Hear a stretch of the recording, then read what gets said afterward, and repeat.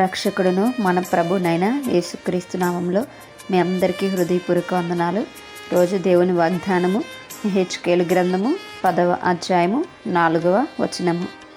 యెహోవా మహిమ కెరూబుల పైన నుండి ఆరోహణమై మందిరపు గడప దగ్గర దిగి నిలిచెను, మరియు మందిరము మేఘముతో నిండెను.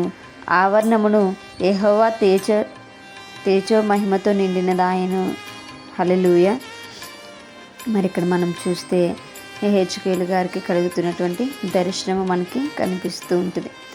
అయితే ఇది ఏ మందిరము, ఈ మహిమ ఎక్కడ నిలిచిందంటే సొలొమోను గారు కట్టించినటువంటి దేవాలయంలో మరి చివరాఖరిసారిగా కనిపిస్తున్నటువంటి లేదా చివరాఖరిసారిగా మరి దేవుని యొక్క మహిమ ఆవరించి ఉండడం మనం చూస్తుంటాం. అంతకుముందు ప్రారంభ దశలో మరి ప్రార్థిస్తున్నప్పుడు సొలొమోను గారు అప్పుడు దేవుని యొక్క మహిమను నిండుకున్నట్టు మనం చూస్తాం. అదేవిధంగా చివరాఖరిసారిగా మరి ఇప్పుడు మనము చూస్తూ ఉన్నాం. మరి దేవుని యొక్క మహిమ మందిర ఆవరణం చుట్టూ మరి కనిపిస్తూ ఉంది. మరి నిజమే, ఈరోజు మనం ప్రార్థించినప్పుడు లేదా మనము దేవుని సన్నిధికి వెళ్ళినప్పుడు దేవుని యొక్క మహిమను, దేవుని యొక్క తేజస్సును మనం చూడగలుగుతున్నామా? మరి దేవుడు తను ఉన్నటువంటి స్థలములో తన యొక్క మహిమను ఉంచడానికి ఆయన ఇష్టపడుతున్నాడు.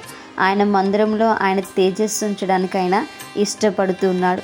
మరి మనము ఆ యొక్క శక్తిని మనం చూడగలగాలి, ఆ యొక్క తేజస్సును మనము చూచేటువంటి వారముగా ఉండాలి. ఎందుకు అనంటే మరి మనము దేవుని యొక్క తేజస్సుని గనక చూడగలిగితే మనకంటే ధన్యవంతులు మరొకరుండరు. మరి మనము ఏదో ఆలోచన చేస్తూ దేవాలయంకి వెళ్తే దేవుని యొక్క తేజస్సు, ఆ యొక్క మహిమను మనం చూడలేము. కానీ దేవుణ్ణి పూర్ణ హృదయంతో పూర్ణ ఆత్మతో ఆరాధించాలని మనం వెళ్ళినప్పుడు సొలొమోను గారు చూచినట్టుగా అనేక మంది ప్రజలు అక్కడ దేవుని మహిమను చూచినట్టుగా మనము కూడా దేవుని యొక్క మహిమను సంఘాల్లో మనము చూడగలుగుతూ ఉంటాం. ఆయన ఎంతో గొప్ప తేజోమయుడు. ఆ యొక్క తేజస్సును మనం చూడలేనటువంటి తేజస్సు ఆయనకుంది. కాబట్టి మనము మందిర ఆవరణంలోనికి వెళ్ళినప్పుడు దేవుని తేజస్సును దేవుని యొక్క మహిమను వెదికేటువంటి బిడ్డలుగా మనం ఉండాలి. ఈరోజు మరి అనేక సంఘాలు ఉన్నాయి, అద్భుతాలు చేస్తున్నటువంటి సంఘాలు ఉన్నాయి, మరి స్వస్థతలు చేస్తున్నటువంటి సంఘాలు ఉన్నాయి. అయితే మరి అక్కడ దేవుని యొక్క తేజస్సు మనకు కనిపిస్తుందా అని మనం ఆలోచన చేస్తే కనిపించడం లేదు కదండి.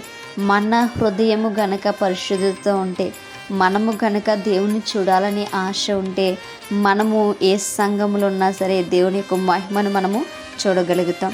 దేవుడు ఏ సంఘంలో అయినా సరే ఉండేటువంటి దేవుడు. ఆయనకు సంఘముతో పరిమితి ఏమీ కూడా లేదు. మన హృదయము కరెక్ట్గా ఉంటే, మనము దేవుని ఆరాధించాలనేటువంటి ఆశ అనుకుంటే ఆయన తన యొక్క ప్రత్యక్షతను మనకు చూపించుకునేటువంటి దేవుడు. కాబట్టి మనము దేవుని సన్నిధానంకి వెళ్ళినప్పుడు ఆయన మహిమను మనం వెదికేటువంటి వారముగా ఉండాలి. మరి ఇక్కడ ఒక గొప్ప సంఘటన మనం చూస్తాం, కెరూబులు చూస్తూ ఉంటాం.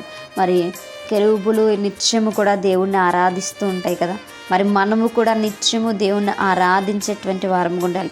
మన హృదయం అనే దేవుని మందిరావరణంలో ఎప్పుడు ఆయన వెలుగు ప్రకాశింపనియాలి. ఆత్మను మనం ఆర్పేసేటువంటి వారముగా ఉండకూడదు. అటువంటి కృపా దేవుడు మనందరికీ కూడా దయచేయనుగాక. మేము ప్రార్థించుకుందాం. పరిశుద్ధుడా, మహాగణుడా, మీకు వందనాలు. నిజమే ప్రభా, నీ మహిమను చూసేటువంటి వారముగా, నీ తేజస్సును చూసేటువంటి వారముగా మా బ్రతుకులు ఉండట్టుకుని సహాయం దయచేయమని. మందిరం అనేటువంటి నా ప్రభా, ఆయతని దేవాలయం అనేటువంటి ఆయతని నా ప్రభా ఇస్తే ఆయతని శరీరాన్ని మాకు ఇచ్చారు ప్రభా, మీకు వందనాలు. ఆయతని నా ప్రభా, నువ్వు నివసిస్తుండగా మీ మహిమను మేము చూచుటకును సహాయం దయచేయమని. ఆయన తండ్రి నా ప్రభా, నీ సన్నిధానంలో నాయన నీ మహిమను, నీ తేజస్సును వెదికేటువంటి వారంగా ఉండుటకును సహాయం దయచేయమని ప్రార్థన దయచేసి మీ పాదశాన్ని చేర్చుకోమని యేసయ్య పరిశుద్ధ నామంలో అతి మిక్కిలి నేముగా బ్రతిమలాడి వేడుకుని పొందించిన మా ప్రియ పరలోకపు మా కన్న తండ్రి. Praise the lord everyone. May